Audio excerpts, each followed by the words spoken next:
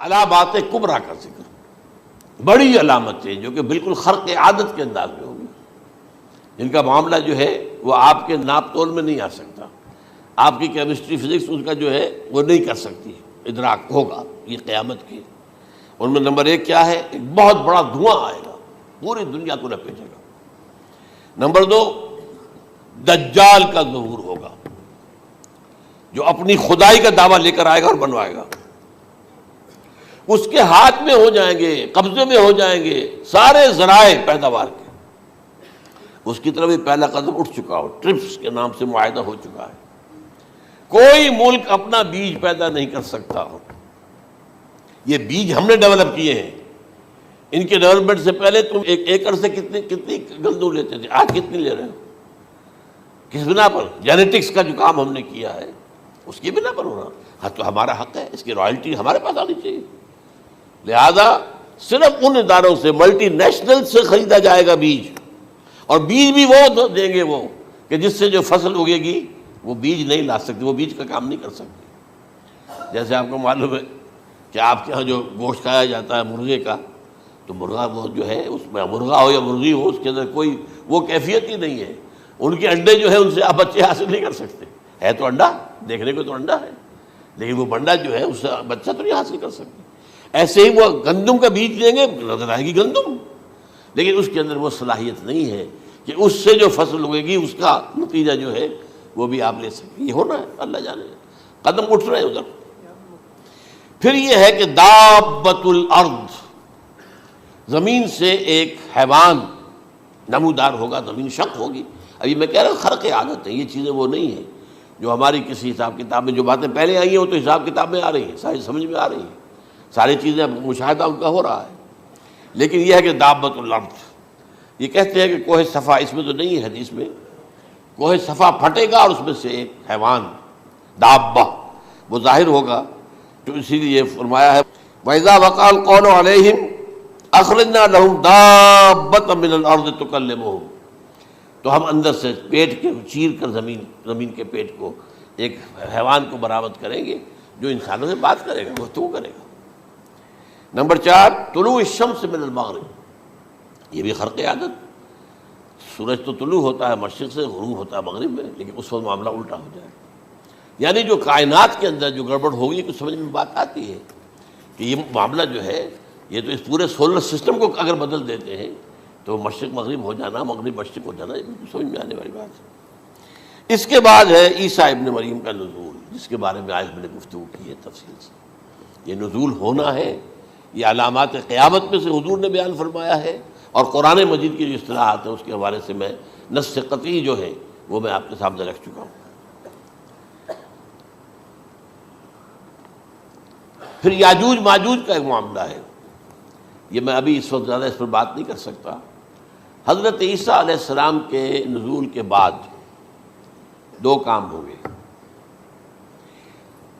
یہودیوں کا قلع قمع ختم، تمام یہود، ایک کام تو یہ ہونا ہے، اور نمبر 2 عیسائیت کا ختم ہو جانا، عیسائیت کی نفی کر دیں گے، بھائی تم مجھے خدا کا بیٹا بنائے بیٹھے ہو، میں تم خدا کا بیٹا نہیں ہوں، میں تو اس کا بندہ ہوں، رسول ہوں، میں نے تم سے کب کہا تھا کہ مجھے خدا کا بیٹا بناؤ۔ نمبر 2 یہ کہ وہ خنزیر کو قتل کر دیں گے، یعنی یہ تم نے خنزیر کب سے کھانا شروع کر دیا؟ میں تو تم کو نکاح اجازت دے کر گیا تھا، یہ تو شریعت موسوی میں حرام تھا، اور میں کہہ کر گیا تھا کہ یہی شریعت تم پر لاگو رہے گی، ہاؤ کم؟ تم نے کیسے یہ؟ آج بھی بہت سے رومن کیتھولکس جو ہے وہ سور نہیں کھاتے، وہ اس میں ہے ان کے اندر کچھ نہ کچھ بات جو ہے جو حضرت عیسیٰ کی تعلیمات کا کچھ اثر ان کے ہاں ہے۔ میں تو ایک مرتبہ، یہ 1971 کی بات ہے، 4-5 دن کے لیے برسلز میں رکا تھا، اس لیے کہ وہاں مجھے ایک صاحب نے خط لکھا تھا کہ وہاں ایک نوجوان ہے، ابھی اس ایمان لایا ہے، اور اس کے کچھ مسائل ہیں، ہم کوشش کر رہے ہیں ان کے مسائل حل کریں، آپ بھی جا رہے ہیں۔ میں انگلینڈ جا رہا تھا تو واپسی پر آپ ان کے یہاں چند دن ٹھہرے، میں حیران ہوا، ویسے اس نے مجھے اپنے گھر ٹھہرایا نہیں، اس لیے کہ ماں باپ تو اس کے کرسچن تھے، اور پولیس کا چیف آفیسر اس کا باپ تھا، چیف آف پولیس فورس۔ اس نے مجھ سے ایک دن کھانے پہ بلایا، میں سے ہوٹل میں ٹھہرایا مجھے، اس نے کہا آپ اطمینان سے یہاں کھانا کھائیں، اس گھر میں نہ آج تک کوئی شراب کی بوند آئی ہے اور نہ ہی کوئی بوٹی آئی ہے سور کی. Roman Catholics. اب اکلوتا بیٹا تھا یہ عبدالعزیز، نے بعد میں بیان رکھا، وان کینٹر اس کا نام تھا جو کہ اوریجنل تھا. پھر اس نے نام رکھا عبدالعزیز وان کینٹر، پرانا نام بھی بہرحال رکھا. نہایت خوبصورت. 28 سال کی عمر تھی اور اس وقت میں نے دیکھا تھا کہ اس کی فقہی معلومات جو ہے میری معلومات سے 10 گنا زیادہ. اس کی وجہ کیا ہے؟ وہ گیا تھا موراکو میں ایز اے ٹیچر ملازمت کرنے، پیسہ کمانے. وہاں وہ مسلمانوں سے اس کا ہوا ربط ضبط ہوا، اسلام کی تعلیمات سامنے آئی، اسلام لے آیا. اب اکلوتا بیٹا ہے اور ماں باپ جو ہے کرسچن کیتھولکس. جب وہاں سے واپس آیا تو پھر کہتے ہیں کہ ہمارے درمیان ایک معاہدہ ہے، وی آر لیونگ ٹوگیدر، لیکن یہ معاہدہ ہے ہم مذہب پہ بات نہیں کریں گے، بس باقی جو بھی ہے وہ ساتھ رہ رہے ہیں. لیکن میں حیران ہوا، مجھے معلوم نہیں تھا. اچھا اس کے بعد اس نے جب اسلام کا فیصلہ کیا تو اس کے سامنے سوال آیا کون سی فقہ اختیار کروں. تو اس نے بڑی جو ہے تھورو اسٹڈی کی ہے تمام فقہوں کی، کمپیریٹو اسٹڈی. ان کو کرنے کے بعد پھر فائنل فیصلہ اس کا یہ تھا کہ حنبلی فقہ میں اختیار کروں. چاروں فقہوں میں سب سے لیٹسٹ حنبلی ہے، یعنی حنفی نمبر 1، پھر مالکی نمبر 2، پھر اس کے بعد شافعی نمبر 3، پھر یہ امام احمد ابن حنبل ہے. اور امام احمد ابن حنبل کے زمانے تک احادیث بہت بڑے پیمانے پر جمع ہو چکی تھی، جبکہ ابھی حضرت امام ابو حنیفہ کے زمانے میں کوئی اتنا زیادہ جو ہے حدیث کا بھی ذخیرہ نہیں بنا تھا. اسی پر تو لوگ حیران ہوتے ہیں کہ زیادہ حدیث امام ابو حنیفہ کے علم میں نہیں تھی، لیکن مجال ہے کہ ان کا کوئی فتویٰ جو ہے کتاب و حدیث کے، کتاب اور سنت کے خلاف ہو. اگرچہ انہوں نے صاف کہا کہ اگر تم پاؤ کوئی ایسی سچی حدیث، پختہ حدیث جو میری کسی رائے کے خلاف ہو تو میری رائے کو دیوار پر دے مارنا اور اس صحیح حدیث کی پیروی کرنا. لیکن ویسے اس کے بعد یہ کمال یہ ہے کہ بہت ہی کوئی شاذ معاملہ ہے کہ جس میں ان کا کوئی فتویٰ وہ کتاب و سنت کے منافی ہو یا سنت کے منافی ہو. کتاب پہ تو سوال پیدا نہیں ہوتا، کتاب تو ساری ان کے سامنے موجود تھی. اس کے بعد یہ ہے کہ یاجوج ماجوج، جیسے میں بتا رہا تھا آپ کو کہ جب عیسائیت بھی ختم ہو گئی، یہود ویسے ختم ہو گئے، استیصال ہو گیا، جڑ کٹ گئی. اب عیسائیت گویا کہ اسلام میں ضم ہو گئی. عیسائیت مذہب ختم، یہودی خود ختم. اب یہ طاقت کتنی ہو جائے گی؟ تقریباً 2/3 دنیا آ گئی. تمام اب عیسائی 2 ارب کے قریب ہیں، 1 ارب 90 کروڑ ہو گئے، یا مسلمان بھی 1 کروڑ 50-60 لاکھ ہیں. دونوں کو جوڑ لیجیے کتنے ہو گئے؟ 6 ارب کل آبادی ہے. لیکن اس کے بعد آتا ہے یاجوج ماجوج کا خروج. یہ یاجوج ماجوج میرے نزدیک چائنا اور رشیا ہے. ان کی مجموعی طاقت اتنی ہوگی اور یہ اس طرح آئیں گے ہر اونچائی پر سے اترتے ہوئے، پھسلتے ہوئے. جیسے 1962 میں جب وار ہوئی تھی بٹوین چائنا اینڈ انڈیا 1962 میں، تو وہ اس وقت کا نقشہ مجھے آج بھی اخبارات میں پڑھتا تھا تو یاد، waves after waves of Chinese soldiers were coming down the slopes of Himalayas. یہ تو وہ ہے نا جن کی تعداد کا کوئی حساب نہیں ہے. اور رشیا اور یہ مل کر جو ہے، میرا اندازہ یہ ہے کہ جب پہلے ملحمۃ العظمیٰ ہوگی وہ عیسائیوں اور مسلمانوں کے درمیان، اس وقت یہ دونوں پاورز نیوٹرل رہیں گی. لیکن غالباً یہ بات طے کر لیں گی کہ ویپنز آف ورلڈ جو ہے ماس ڈسٹرکشن، یہ استعمال مت کرنا. اگر یہ ویپنز آف ماس ڈسٹرکشن استعمال کرو گے تو ہم میدان میں آ جائیں گے.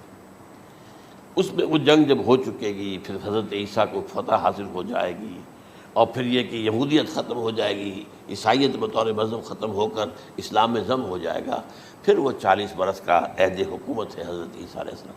لیکن جب یہ فتح ہو جائے گی ان پر، اب یاجوج ماجوج آئیں گے اور اتنی تعداد میں آئیں گے کہ بحیرہ طبریہ جو ہے اس کا سارا پانی پی جائیں گے. یہ تو اگر آپ کو کبھی اندازہ ہو یا کوئی آپ جانیں ان لوگوں کو جو ان چینیوں سے واقف ہیں، وہ کہتے ہیں زمین پر ہلتی ہوئی کوئی چیزوں سے وہ چھوڑی چھوڑ کے کھا جائیں گے.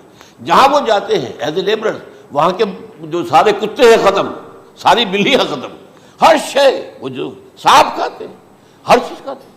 اور یہ تمام ایسٹرن کنٹریز کے اندر ہوتا ہے. بڑی ڈیلیشیس ڈشز ہیں یہ، سانپ وغیرہ وغیرہ.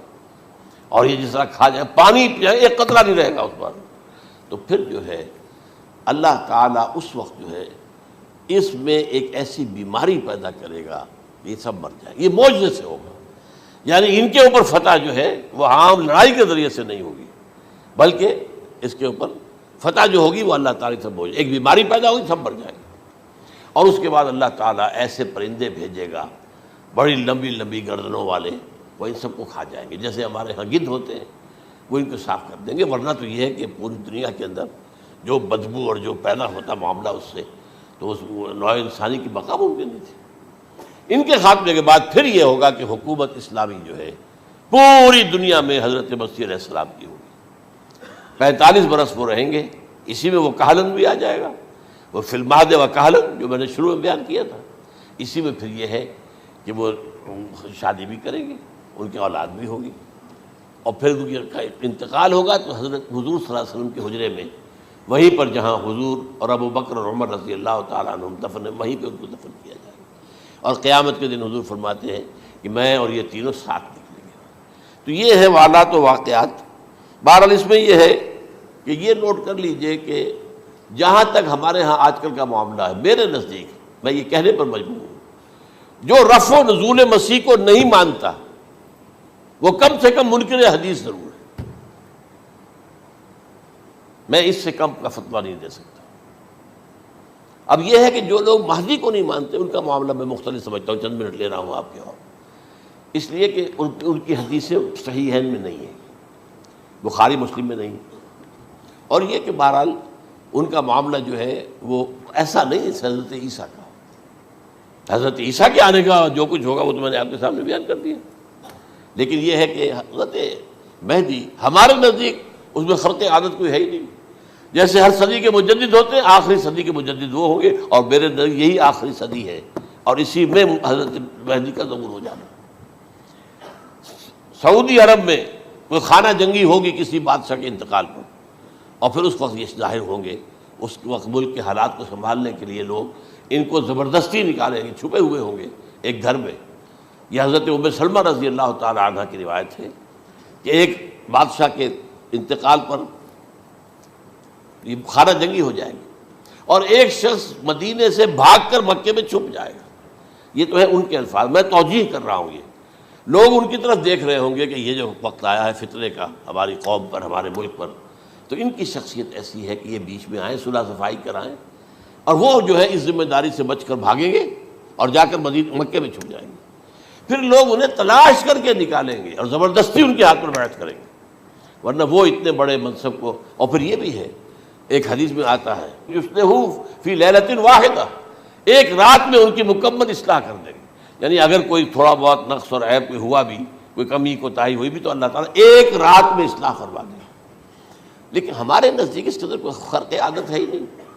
البتہ جو کہتے ہیں اہل تشیع، وہ خرق عادت ہے کہ ان کے 12ویں امام جو ہے وہ بچپن ہی کے اندر اس خوف سے کہ جو بنو عباس بادشاہ ہیں وہ ان کو قتل کر دیں گے، تو وہ ایک غار میں چھپا دیے گئے.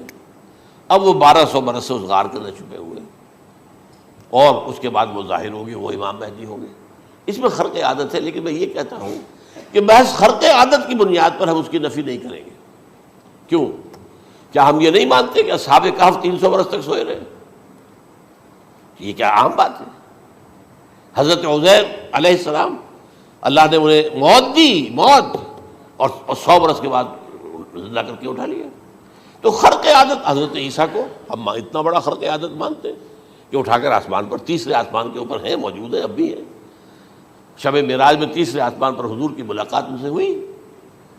تو یہ خرق عادت کی بنیاد پر نفی نہیں ہم کرتے. ہو سکتا ہے، لیکن یہ کہ اس کے لیے ہمارے پاس کوئی دلیل نہیں، کوئی احادیث نہیں، کچھ نہیں، اس لیے ہم اس کو نہیں مانتے. البتہ خود وجود جو ہے حضرت مہدی کا وہ کوئی عجیب بات نہیں ہے. وہ تو جیسے پہلے بھی آئے ہیں ہمارے مجددین، ایسے مجدد ہوں گے اور دین کو تازہ کر دیں گے. ایک صحیح اسلامی ریاست جو ہے وہ عرب میں قائم ہو جائے گی دوبارہ. حضور نے فرمایا وہ عدل اور انصاف سے عرب کو اسی طرح بھر دے گا جیسے کہ وہ اس سے پہلے ظلم اور جور اور زیادتیوں کے اوپر سے بھری ہوئی ہوگی. تو یہ کام ہوگا، یہ تو مجدد کا کام ہوتا ہی ہے. اس حوالے سے لیکن بہرحال میں نے پھر بھی کہا کہ اگر احادیث کی کمزوری کی وجہ سے کہ صحیح عین میں نہیں ہے، اگر کوئی شخص انکار کرے تو مجھے کوئی اعتراض نہیں ہے، ٹھیک ہے، لیکن جو حضرت عیسیٰ کے نفع سماوی اور حضرت عیسیٰ کے نزول کا انکار کرتا ہے وہ کم سے کم، میں انہیں اور آگے کوئی فتویٰ نہیں دیتا کہ وہ کافر ہو گئے یا یہ ہو گیا یا وہ ہو گیا، لیکن منکر حدیث کے لائن میں تو وہ لازمت کھڑے ہو۔